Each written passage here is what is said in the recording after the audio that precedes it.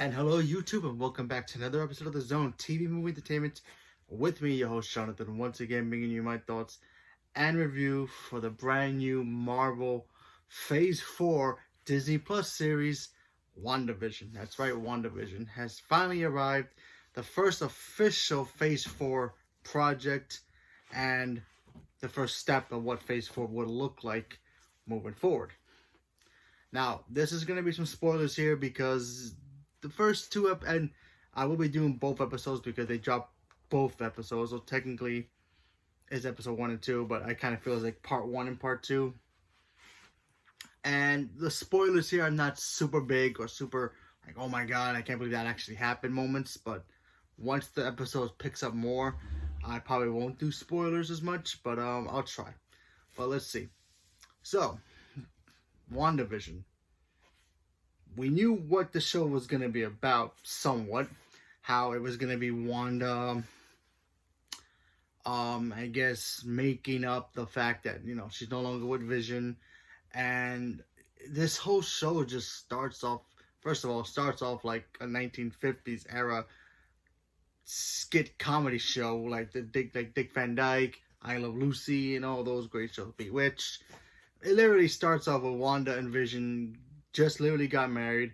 They move into a suburban town, and they basically live their lives as a new married couple, and they get to know the neighborhood, and they meet new friends. But then you hear people in the back laughing, like it's they're performing a sitcom. So those old 1950s sitcoms where you hear people in the back laughing when they had people in the audience. So we got to see that. That was pretty interesting. Obviously, we got to see Vision as Vision. And then, he did his, Wanda did some magic.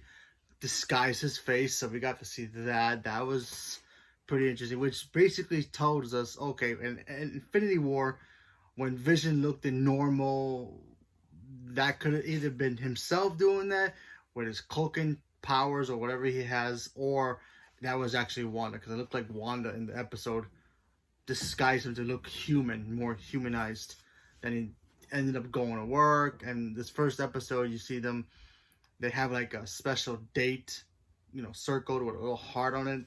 They didn't know what it meant, if they thought it was their anniversary. So Wanda decided, oh, I'm gonna get all dolled up and celebrate my anniversary with Vision.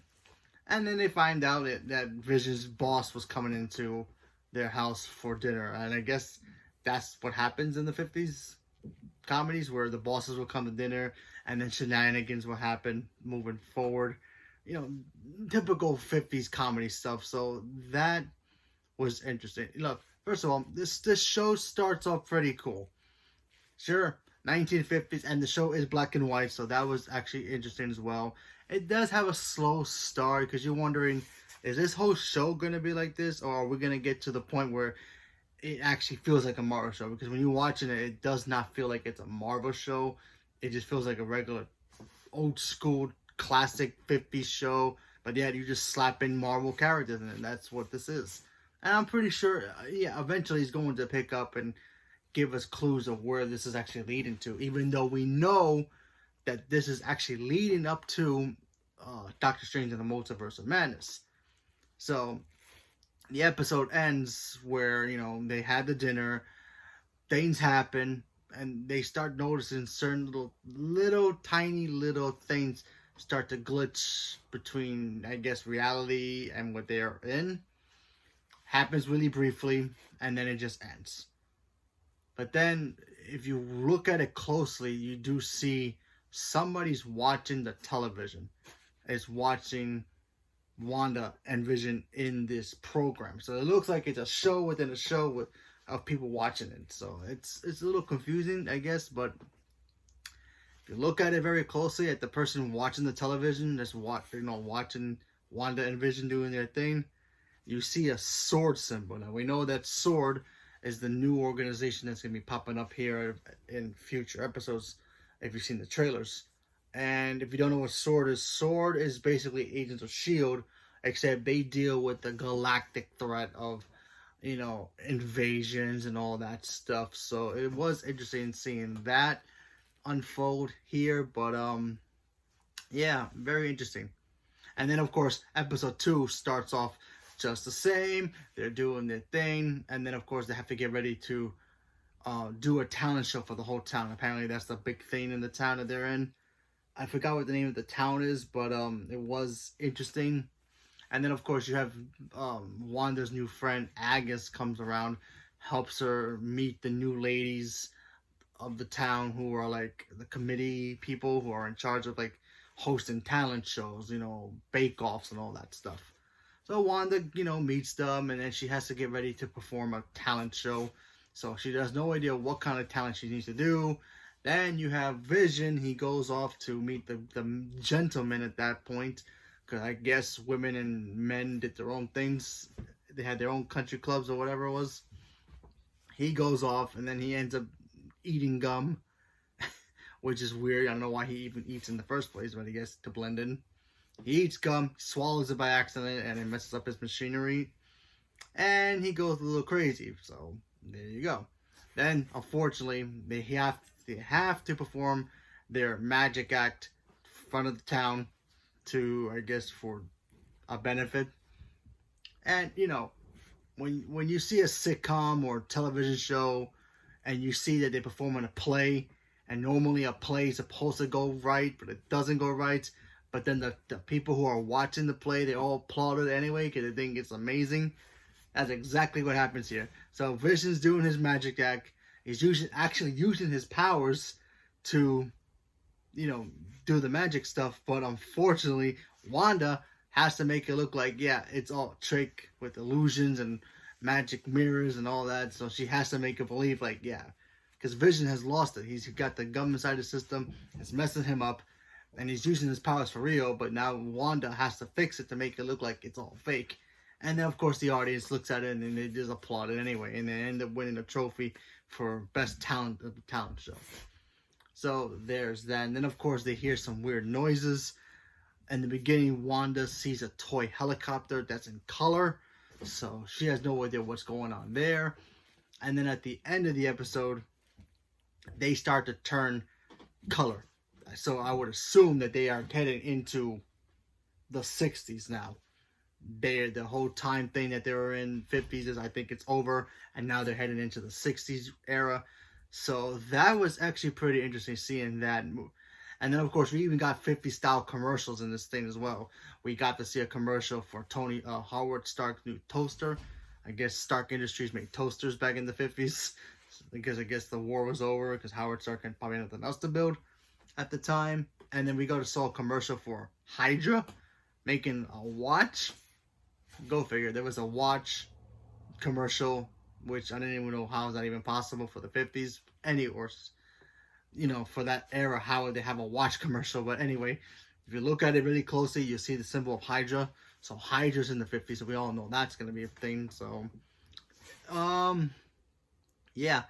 So seeing all that happen, and then of course, I gotta go back and talk about how Wanda meets this young woman who may or may not look like Monica Rambeau with a different 50s hairstyle, because we all know Monica Rambeau is gonna be a part of this, and also her friend Agnes, who's in this. We got to meet her in the first episode. If you don't know who she supposedly supposed to be Agatha Harkley, who in the comics has helped, I guess, Wanda control her powers more better in the comics, because Wanda at some points in her life couldn't really control her powers. Magneto had know what to do with her at the time, and he had her come in to help her embrace her powers and train her to be more focused. So that was actually kind of interesting seeing that character come here. I mean, they haven't confirmed that she is Agatha Harkley. She's gonna play that character, but it's the same actress, so I would assume she is. So we're just gonna have to wait and see what happens. And villain wise, I don't know. It's hard to say who's gonna be the villain. It could be multiple villains in this episode. It could be Agnes. Agnes could be, she is a witch, and she has gone bad and good at this, in the comics. So there's that. So she could be one. Wanda herself could be the same thing. She could be the villain of the show. We maybe not realizing that she's the villain of the show, but it's very interesting and very possible that it could be her, you know. But only time will tell. But listen, look, it started off great. Is does it feel like a Marvel show? No, it does not. Does it have this the flavor of a Marvel show? Sure, it does a little bit.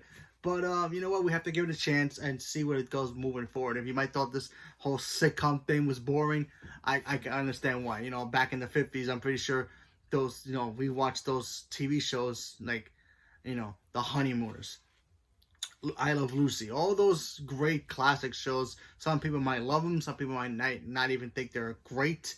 But to me, it worked. I thought, you know, the whole them two being a couple in this world. The only negative I will have, I kind of wish it would have explained how they got into that thing, rather than them just starting off into this television universe. So you know, other than that, maybe we'll get an explanation of how that actually happened down the road in the future episodes. But we'll have to wait and see what happens. But I'm still gonna watch the show. I thoroughly enjoyed it. First of all, Paul Bettany and Elizabeth Olsen, great chemistry. They worked great together. I always liked their chemistry together as Vision and Wanda being together. I thought, you know, they work a lot, but they don't get enough screen time being together, you know, in the movies. Now that they have their own TV show, we get to see a lot of them being together, interacting with each other. So that's gonna be a great moment for me. So, and I can't wait to see what's actually gonna happen here. Like, how does, you know, there's so many questions in this first two episodes that we still don't know. Like, how is this happening? You know, how is Wanda dealing with this? My first thought when I first saw the first episode, you know, you do see somebody turn up the television and you see a hand, but you don't know who it is, but you see the sword symbol. So I thought at first, this is my guess, that Wanda is just flipping through channels. She's just, you know, she's at the point where she's like super miserable at the fact that, you know, she lost Vision in Infinity War. And then the whole drama happened of herself dying, and then an Endgame coming back, and then losing Black Widow. You know, Natasha's dead, so her friend's gone. So there's that, and Tony Stark. Yeah, she probably wasn't close to both of them, but you know, she knew who they were, and they're both dead now. So you know, she's probably at that point in her mind where she has no idea what to do. So maybe she flips through channels, and then her powers just take over, and then she just magically makes this world happen. You know, it's all could be in her mind.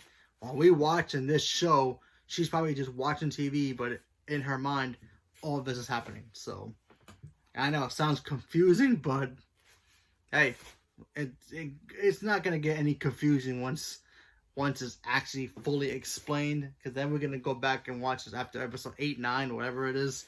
How many episodes are left of the season? They're gonna be like, oh, that's why. So that's why Wanda did this, did that. Once we get to that point, it'll make more sense. But right now, it just feels confusing. But we're just gonna have to buckle up and enjoy.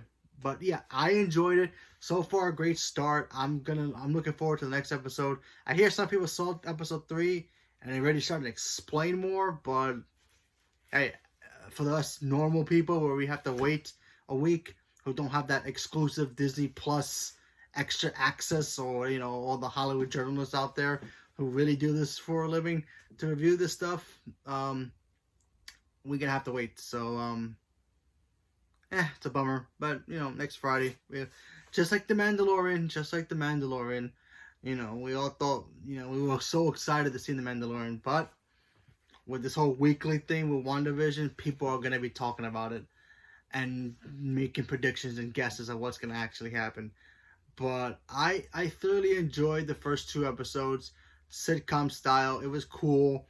Now let's see what's gonna happen with the whole 80s, the 60s, the 70s, or I believe they're gonna do the 70s, the 80s, the 90s, the 2000s.